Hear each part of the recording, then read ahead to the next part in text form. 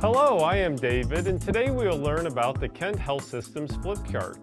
This compact and portable chart contains 6 charts in one, 4 trigger point charts that are color-coded by body region, and a unique color coding system that eliminates the need for memorization while cross-referencing pain referral areas to involved muscles with trigger points and showing the trigger point locations.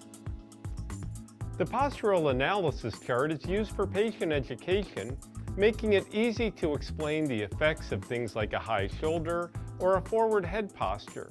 This chart contains plenty of tips and checklists. Finally, there is the joint range of motion and muscle movement chart.